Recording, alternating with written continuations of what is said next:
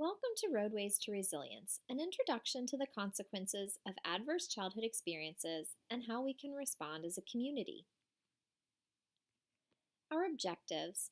Number one, understand the link between trauma in childhood and the development of health problems in adulthood. Number two, understand how repeated childhood stress can negatively affect brain development and learning.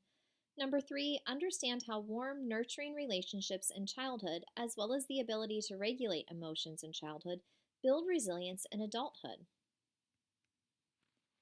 In 1994, Dr. Robert Anda began a collaborative study between Kaiser Permanente HMO in San Diego and the Center for Disease Control.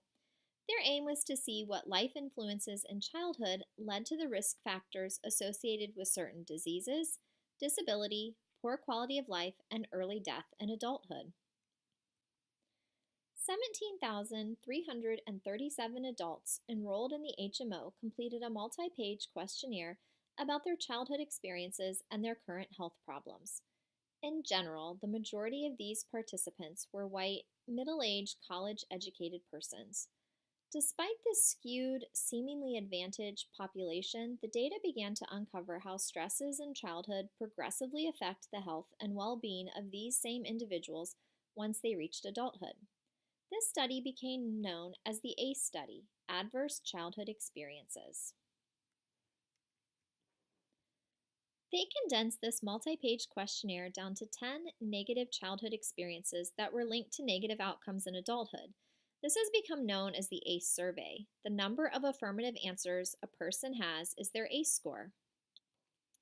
Did a parent or other adult in the household often or very often swear at you, insult you, put you down, or humiliate you, or act in a way that made you afraid that you might be physically hurt? Did a person or other adult in the household often or very often push, grab, slap, or throw something at you, or ever hit you so hard that you had marks or were injured? Did an adult or a person at least 5 years older than you ever touch or fondle you, or have you touched their body in a sexual way, or attempt or actually have oral, anal, or vaginal intercourse with you?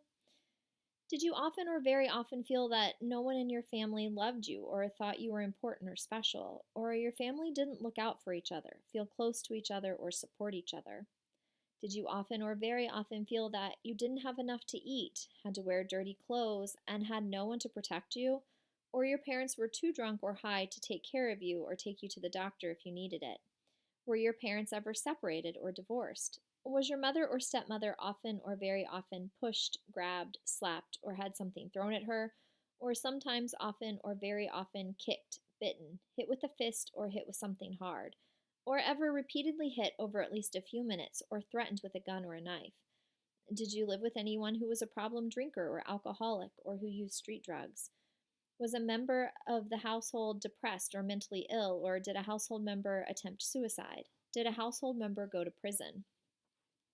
As you listen to the ACE survey, you may be thinking that the survey is limited in addressing many of the adverse childhood experiences we see with the children we serve on a daily basis. We recognize this as well. We anticipate that future research may address other adverse childhood experiences, such as homelessness, exposure to gun violence, life as a refugee or immigrant, etc. But for now, we want to share the monumental research gained from the initial study.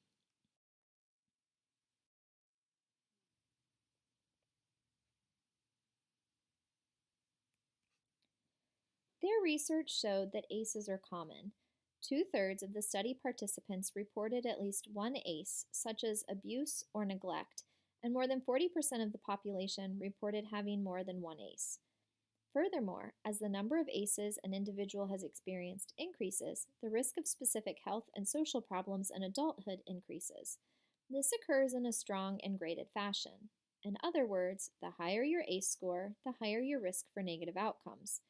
In the next several slides, we will be examining the relationship between ACE score and many specific negative outcomes in adulthood. But it is important to remember that our presentation does not include an exhaustive list of all the negative outcomes associated with ACEs. This graph shows the relationship between an adult's ACE score and the percentage of study participants with a history of depression. Note, as the ACE score increases, so does the likelihood of this negative outcome. Similarly, here we see that almost 100% of those study participants having an ACE score of more than 5 have or have had a prescription for antidepressants. In this slide, we see the stepwise relationship between an adult's ACE score and the percentage of study participants who have attempted suicide. The study also challenges some commonly held beliefs about addiction. In the next 3 slides, we will see the correlation between adverse childhood experiences and smoking as an adult, adult alcoholism, IV drug use. As a society, we often view these smoking, alcoholism, drug use as the problem, when in reality, these behaviors may actually be an individual's attempt at a solution from a childhood trauma. Just treating the adult behavior without addressing the underlying childhood experience often results in failure.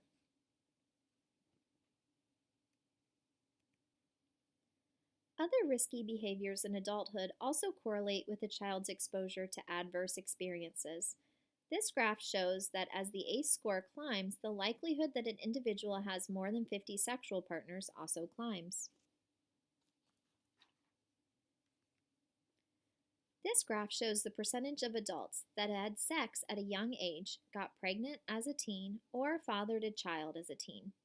Again, as the ACE score climbs, so does the percentage of those surveyed that experience this negative outcome.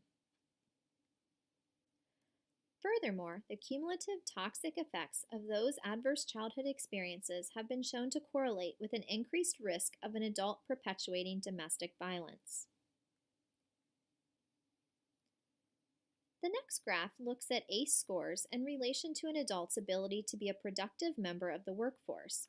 It depicts the relationship between ACE score and work absenteeism, serious financial problems, and serious problems performing a given job. Thus far, we have looked at the toll adverse childhood experiences take on an adult's personal well-being and social function. But the study looked further and found a correlation between ACE score and a myriad of costly chronic medical conditions. Liver disease, COPD, heart disease, and not surprisingly, early death. We are starting to see that underlying many of our biggest public health issues is a history of adverse childhood experiences, often concealed. These adverse childhood experiences are strong predictors of later health risks, diminished well-being and social functioning, disease, and early death. And they take a toll on society at large in terms of diminished productivity and increased medical cost. Research on normal brain development has taught us that the first years of life are crucial to the development of the brain. All of a child's daily experiences, relationships, and environment create more and more connections between the tree-like branches, or dendrites, that protrude from the cell body of each brain neuron. The density of these connections between neurons in the brain continue to increase at a rate of more than 1 million a second throughout the early years of childhood. As adolescence begins, the brain remodels this circuitry, discarding those connections that aren't used or aren't important. Those connections that are repeatedly used become deeper and more integrated. Some experiences that a baby or child experiences will be perceived as a threat. This might be as simple as a baby being startled by a loud, harsh sound. This sets off a series of predictable psychological responses known as the fight or flight response. These include increased heart rate, increased blood pressure, and release of the stress hormone cortisol. When a child is in a supportive environment and surrounded by caring adults, the child's brain is able to process these challenges.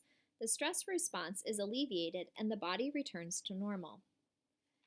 Even when the child experiences a serious stressor, such as the death of a loved one, the stress response can be mitigated by the buffering of a caring adult.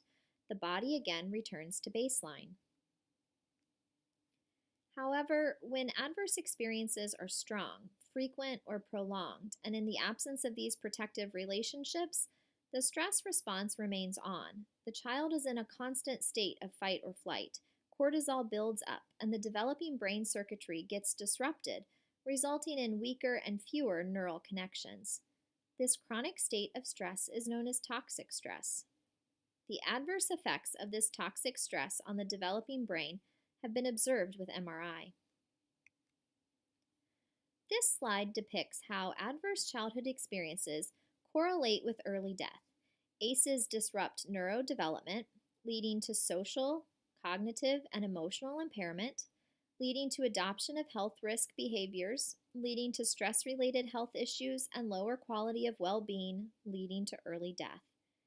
As a society, we tend to intervene at the level of adoption of risky behaviors, such as campaigns to quit smoking, reduce binge drinking, substance abuse treatment, but we hope you're beginning to see the importance of considering the underlying issues that might have prompted these behaviors and the importance of intervening at the first two rungs. We all like to think of childhood as this time of joy and innocence. But, for many of us, it's just not true. When you grow up in these type of situations, it's not something you talk about. I know I didn't.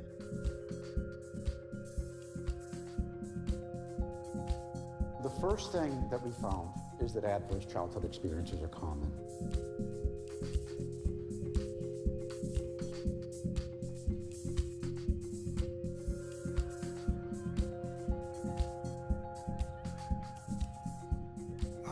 Kids are young, they don't know what's going on, they won't remember anyway. Well, the child may not remember, but the body remembers. There was this incredible gee whiz effect. You mean adverse childhood experiences cause heart disease and lung disease and liver and cancer? Exposure to trauma affects children's developing brains.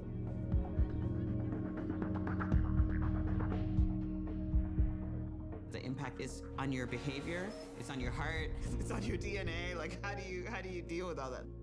I don't reach out because I'm not used to that.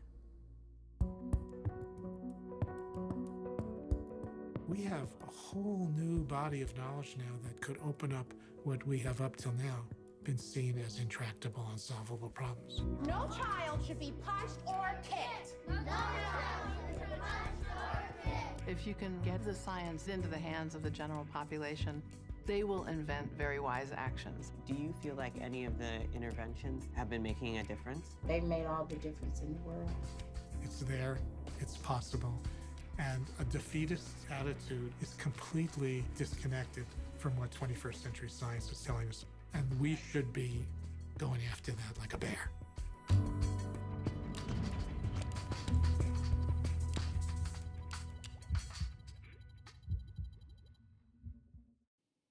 Reducing the effects of childhood adversity is something we all strive for. Science tells us that some children are able to overcome traumas in their life while others are not. Why is this? Understanding the reasons for this is crucial in developing programs that encourage resiliency and allows individuals to reach their full potential. We need to search for those protective factors and coping skills that are put in place to counterbalance the adverse effects of child trauma, or ACEs.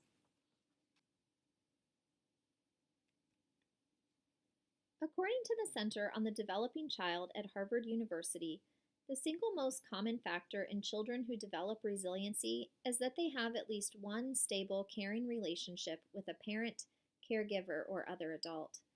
Not only do they provide a buffer as children face stressful situations, they help children develop the skills they need to cope with the situations they are faced with. The caring adult is there to support the healing that needs to take place after they experience physical, emotional, or environmental trauma. Providing that one caring adult in a child's life is the essence of what Big Brothers Big Sisters is about. Resiliency building is often compared to a scale with a fulcrum in the middle with both positive and negative experiences on both sides. Where the fulcrum is placed from the start is also influenced by genetic makeup. Some children are more genetically sensitive to the effects of maltreatment, trauma, and neglect. Regardless of where the fulcrum starts on the scale, experiences can cause the fulcrum to move to the positive or negative side of the scale. Our goal as a mentoring organization is to tip the scale in the positive direction.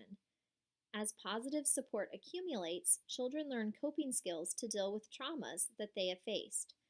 Some of the necessary skills include the ability to problem solve and also plan, monitor, and regulate their behavior and emotions. That is really what resiliency building is all about. Resiliency can be described as an individual's ability to use their inner strengths and outer resources. Children with a high ACEs score need a refuge, a voice to be heard, and also a hero. A big brother or big sister can provide these for them. It may appear that they are simply eating lunch together, playing a game, or just visiting. However, there is resilience building activities happening during these visits. They are talking through decisions, developing coping skills for the challenges they face. They not only listen to their ideas and passions, they inspire them with new ideas and a future to look forward to. They are a caring support, someone who is letting them know they believe they can succeed and they will be there to help them along the way. They are the person who accepts the child unconditionally. They are the refuge.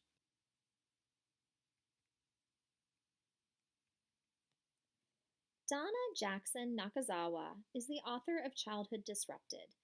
During her research, she followed 13 people for 2 years who had experienced high incidents of childhood trauma.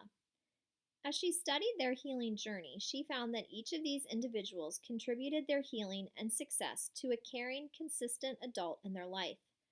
One woman talked about a neighbor who always left her door open for her. She never asked questions about what was happening in her home, but once a week she baked bread with the young girl. Spending that time with someone who accepted her unconditionally, giving her a break from the daily stress of her life, made going forward possible.